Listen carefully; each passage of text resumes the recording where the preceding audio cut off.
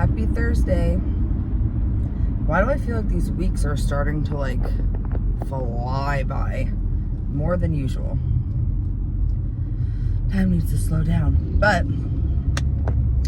guess who I heard back from yesterday? I'll give you a second to think.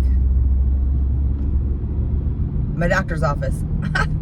over a week since I had my appointment and sent that big email about how like invalidated I felt and stuff, and they finally got back to me. And funny enough, it was his mom that actually responded. I have to say, she was super kind. You know, she apologized a few times, even though I like said I didn't want an explanation. Like, I understand they kind of have to give one, and oh well, he saw things differently, and like he thought that he explained things to you properly, since like you had a known diagnosis of the PCOS. Like, he kind of just figured, basically saying that like he always tries to conduct his appointments with professionalism and compassion, which is funny because those are the exact words I use, saying that I felt like he was not either of those things. It's all like, I understand it took a long time because they needed to like get their ducks in a row. They needed to chat with him. They needed to chat with the PA. Like, they probably had to talk to whoever's in charge there, figure out exactly how to respond to that email, because technically it was a complaint, and whatever.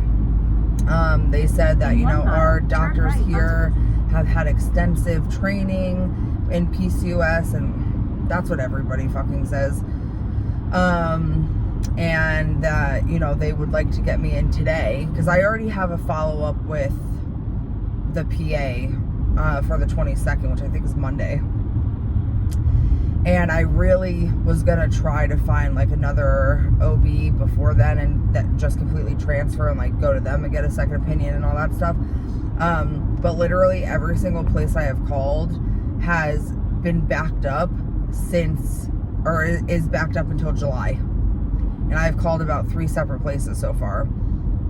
I'm gonna give a few another shot, just because I got like recommendations from other people to try a few more places.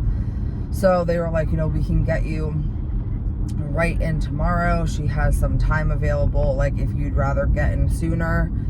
They said, we have all of your blood work and your scans back, so like now we'd like to like go over it with you and come up with a treatment plan. So like, part of me is curious, like part of me wants to hear them out and see what they have to say.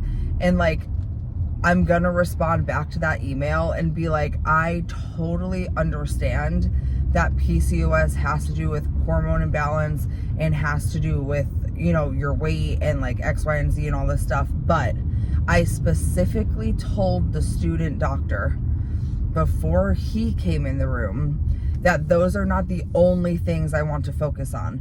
Birth control is off the table. It's not an option. I don't even want him to bring it up, because I don't want him to get stuck on that in my weight. And that is exactly what happened. And that's why I feel invalidated, because that's not all we need to look at. Like, there's other things we could do, and he didn't seem willing to do those other things. And that's what made it bad. So that's kind of how I'm gonna respond to that, I think.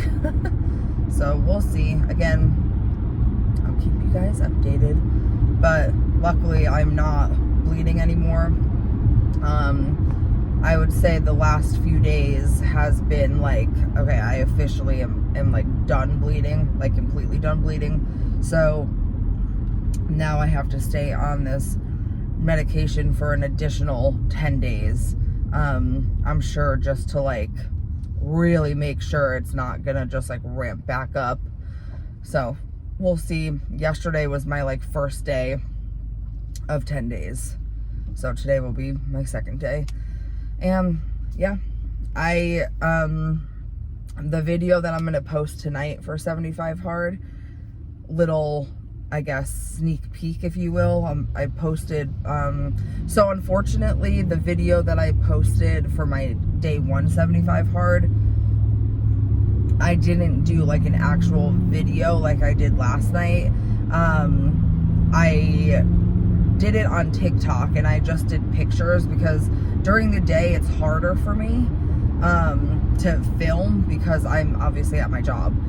So for TikTok, what I've been doing is I've just been taking pictures of like every time I eat lunch. I've been taking pictures of my walk after I walk. I've been taking pictures of myself in bed when I take my vitamins, when I drink my water, like all that stuff. And then I put it into pictures on TikTok with the timestamps and stuff, or a voiceover.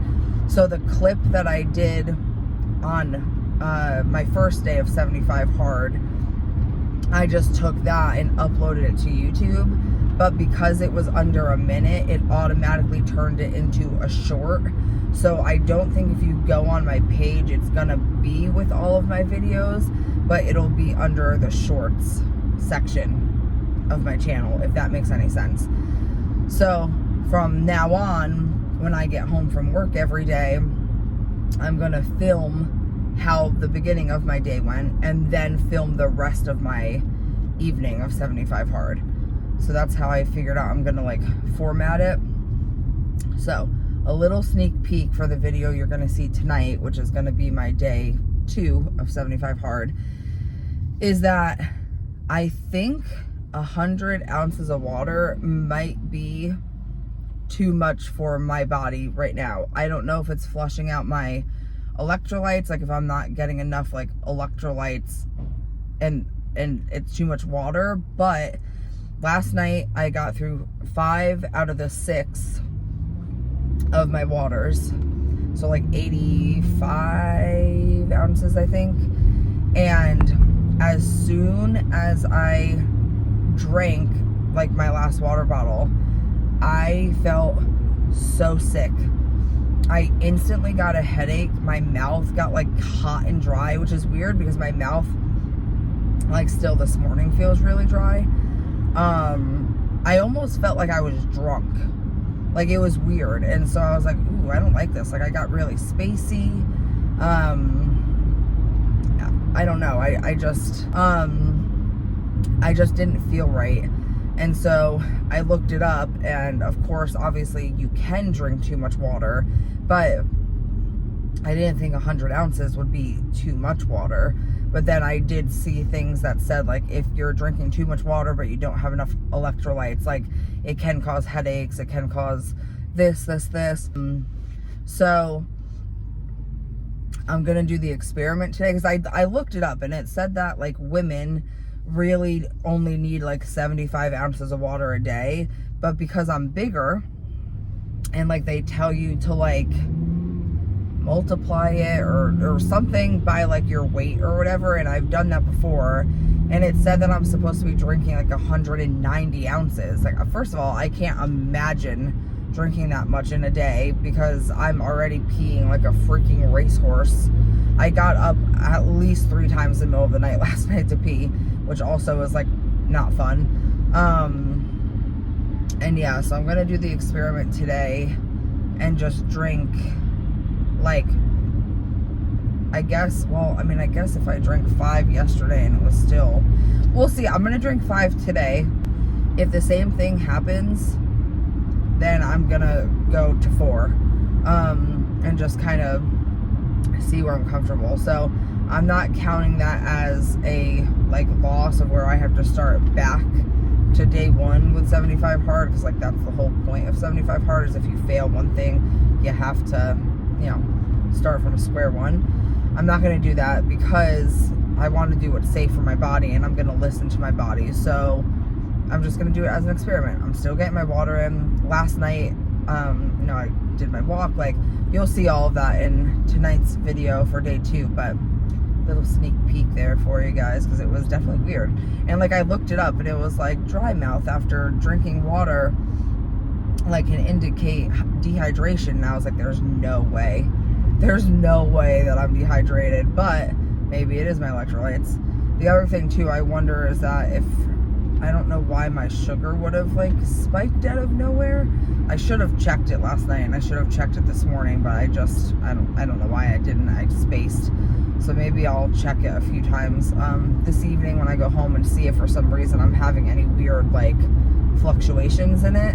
I have not been checking it regularly because I've been feeling totally fine, but, you know, might be a good idea to just try to get some more internal insight, you know?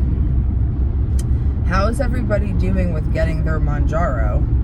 Is everybody like, are we feeling like we're getting back to normal, or people still, or even Zepbound or whatever GLP-1 that you're on? Like, how are you feeling with the shortage? I did just see somebody that lives in LA, and she's a YouTuber. She was on one of the big like YouTube,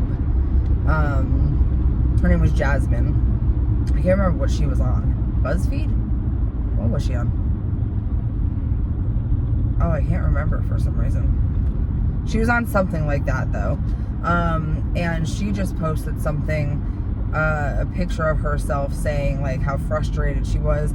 She didn't specify what medication she was on, but by the way she worded it, I'm assuming it's some sort of GLP-1, because she said like she was just so extremely frustrated. She had called like several pharmacies to try to find her medicine, and that people that don't need the medicine are taking it, and that's why there's a shortage, which I don't believe is true. I think there's a shortage because of the like actual manufacturer of the pens, but and she was saying how, you know, people are taking it and using it just to lose weight, and how she needs it to like regulate her blood sugar and stuff. So I'm assuming, I don't know for sure, but I'm assuming it's a GLP-1. And she was saying that she hasn't had it for 6 weeks.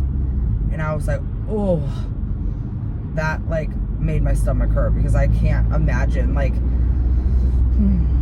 it's insane to me. And I know someone very close to me who was on the medication for months and months, and then it was working really great, and then the start of the new year happened, and they decided, we're just not going to cover it anymore. So like, that's devastating. It's like a loss, because this medication actually freaking works. Like, so I feel very blessed and fortunate that I've had, you know, you guys know, I've had a few issues trying to get it over the last few weeks, but nothing significant. Like, I've never gone a week without it, basically. It's come close, but I luckily never have, so I feel very grateful for that. But 6 weeks is, it's so sad. Like, especially because, like, you know, I know doctors' offices and stuff, like, they get like samples in and things like that. Like, it definitely is sad. So a while ago, a few weeks ago, I had asked you guys what you thought of me, like maybe doing a live one night, and surprisingly I got like I got like a good response of people being like, yeah, we'd like hang out with you, which totally wasn't expecting, because who wants to just hang out with me on a Saturday night, you know? But I don't think we have anything going on this weekend. So if I scheduled like a little hangout, like, it wouldn't be anything like crazy. I don't know, it probably would just be me like sitting on my couch or at my island in my kitchen, just like, I don't know what I would even talk about, just kind of being like, hey, in real time. I'm thinking maybe doing that this weekend, unless I do it next weekend when my husband's on call, because then there's a chance that like I would just be bored at home. Let me know what you guys think. Tell me if you think this Saturday or next Saturday would be better for something like that. And then we could all hang out together and chit chat and whatever. I don't know, like I said. And also, I guess if there's anything that you want me to talk about, put it like in the comments so I can like prepare, I guess, or have an idea of what I would say to everybody. But today is kind of just like a chill day. Nothing crazy today. Work, I'm going in a little bit early. I have to go in a little bit early for the next little while to make up some hours and stuff. So, oh goodness gracious. which honestly isn't like the worst thing in the world, because it's gonna force me to kind of like get up earlier in the morning rather than, you know, doing what I usually do and rolling out of bed like 15 minutes beforehand. Not that I rolled out of bed an hour beforehand this morning, but hey, good 25-30 minutes instead of 10-15 minutes. I take that as a win. You know what's strange? I've been going, so last night I got in bed around 9:30, and I probably fell asleep like right before 10, again because I didn't feel that great. And I've been waking up ever since I started trying to get in bed by 10. I've been waking up every day at like 5:15, 5 whatever, feeling so insanely refreshed and like wide awake. And now I only wake up because I have to pee, but when I do wake up at like, literally it's like 5:17 or 5:19 every morning, I feel like not tired. And then what happens is I go back to sleep because I'm like, fuck that, I don't have to be up for another hour and a half. Like, I'm going back to sleep. And what happens is I fall back asleep, and then I am exhausted trying to wake up. It's almost like I get exhausted waking up when my actual alarm on my phone goes off. But when my like internal alarm goes off, like I said, like if I have to get up to pee or whatever, I'm not tired. So part of me this morning was like, should I just wake up? Like, should I just stay awake and like, I don't know, try to do something, like get exercise in or whatever? But then I was like, no, I'm going back to bed. So, but it's annoying because then I woke up exhausted. What time do you guys wake up? Do you have an internal alarm clock? Or on the weekends I have an internal alarm clock. Like, I would say on the weekends I never can sleep past like, I don't know, 7:30, 8 o'clock, unless we've been like out the night before, then like maybe 9 o'clock or so. But I want to be a morning person so bad, because I just feel like it starts your day off right, like being able to wake up early and like get things done and like, you know, whatever the case. But like I just can't. I like my sleep too much, and my bed is comfortable. So I don't want to get out of it. But it's definitely something that I would like to figure out.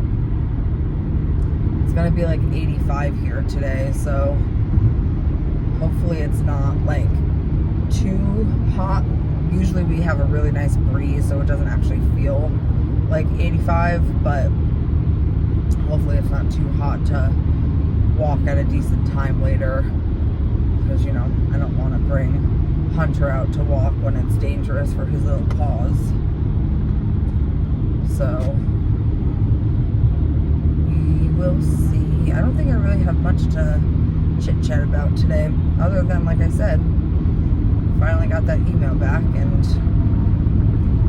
we will see what happens on the 22nd when I go, because like I said, haven't been able to find another provider yet that could even see me as soon as that. And plus I am curious as to what their treatment plan will be. So I don't know if I've ever discussed this on here actually, and this is already somewhat of a long video, so I won't go into too much detail about it. But so 2 years ago, when I had insurance and went to my PCP, he referred me to a hematologist because my blood work has just always come back wonky, like always. And even when I was like younger, it's come back wonky. And like my mom says that I was brought to a hematologist when I was younger, but I like don't remember that. But anyway, I wasn't able to go the time that I made the appointment 2 years ago, because I literally had just lost my insurance days prior to my appointment. And then I didn't have insurance for an entire year. So then in January when I went back, same time I got my Mounjaro and stuff, they did blood work again, and he was like, yeah, you really need to get in to see this hematologist. So he scheduled me, referred me. I scheduled the appointment, and of course it was one of the same days that I had an appointment with the OB, and at that point that was a little more pressing, so I had to cancel it. I think that was in February. And then so I just never rescheduled with them yet. So then when I got my blood work back in my portal for all the blood work that I had done with the OB last week, I looked at my blood work again, and I was like, okay, it's still all wonky, like it's still all over the place. I really need to get in to see the hematologist. So I called and just said, I was referred to you in January, and I was supposed to have an appointment with you in February, but I had to cancel it. So can I, make another appointment? And they were like, unfortunately, like your referral, I think it only probably lasts like 30 days. So my doctor has to send one in again. And then I'm going to get my ass into them, because a lot of the things that come back on my blood work point to like possible autoimmune diseases, or just like chronic inflammation of the body, like that type of stuff. So like it shows that like my cells like aren't the proper size, and like just a different shape, and like just all of this stuff that's probably not the best. And if I'm on this health journey and everything, like I need to know every single thing that's going on. So even though it's scary because it's technically hematology oncology, and like I remember when he said that to me, like my heart dropped, because I know that like leukemia and that type of stuff has to do with your red blood cells and your platelets and like all that stuff. And they actually did send out my blood work. My PCP sent out my blood work to look for like cancer cells and stuff, just to like be sure. And thankfully, at least a few years ago when he did that, that came back like clear, which is another reason why he wants me to get to the hematologist. So that's just next on my health journey. That is next, but we're checking off all the boxes, doing my best. Mental health, trying to get it in check. Physical health, trying to get it in check. So we are doing the best that we can, and I hope you have a good Thursday.